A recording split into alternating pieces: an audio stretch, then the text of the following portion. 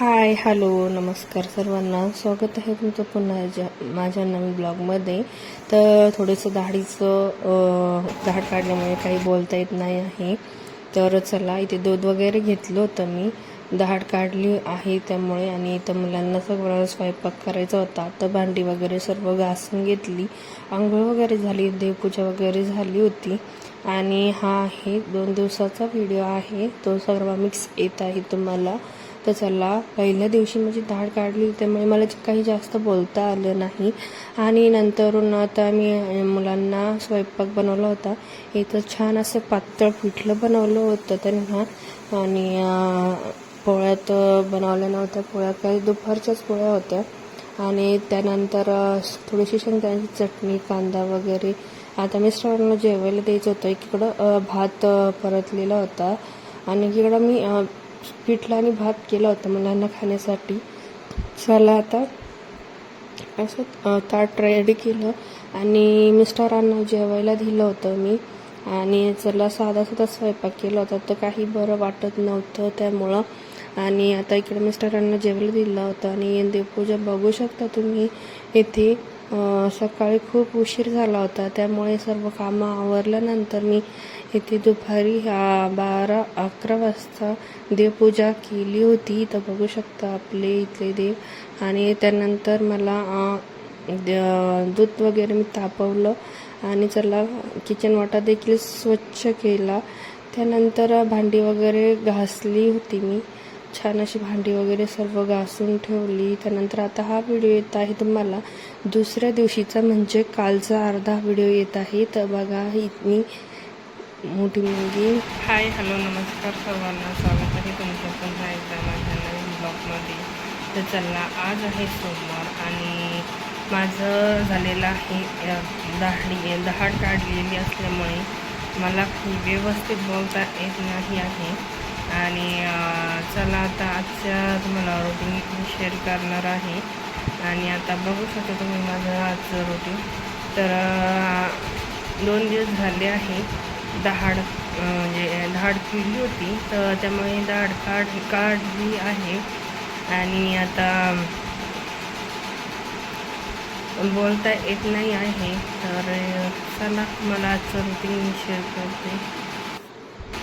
आणि आता सकाळची सर्व कामं वगैरे आवरलेली आहे. आणि आता मुलं देखील शाळेत गेलेली आहे आणि त्यांचं देखील मी सकाळीच आवरून दिलं आहे.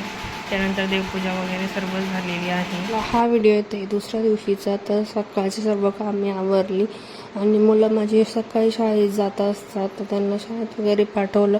त्यानंतर आता स्वयंपाक करायचा होता, तर मी ते थोडीशी मठाची डाळ, मुगाची डाळ आणि थोडंसं काळा मसूर यामध्ये टाकला होता चमचा आणि त्याची भाजी बनवणार होती. इकडे मिस्टर साफसफाई करत होते घराची. आणि 11-12 वाजले होते. मुलगी देखील शाळेतून आलेली होती. तर चला, आता त्यांनी छान अशी घराची साफसफाई केली, घर क्लिनिंग करून घेतली. आणि मुलगी त्यांना बोलत होती की पप्पा तिकडे दप्तर ठेवा. आणि त्यांनी सुद्धा छान क्लिनिंग केली. त्यानंतर दुपारीनं छान आता मला भाजी बनवायची होती. ते मी यामध्ये कांदा, टमॅटो, हिरवी मिरची कापून टाकली होती. आणि छान आता ही डाळ करायची होती. साधी सिंपलच ही मठाची डाळ बनवली मी. यामध्ये थोडासा 2 चमचे गरम मसाला, चवीनुसार मीठ टाकलं आणि डाळ छान अशी उकळून घेतली. त्यानंतर एका साईडला छान आता भात बनवायचा होता. तर भाताच्या इकडं याच कुकरमध्ये मी 2 वाटी भात टाकला, छान भात वगैरे बनवून घेतला. आणि आता बघू शकता, इथं होते रात्रीची पावभाजी उरलेली, इकडं दूध तापवलेलं.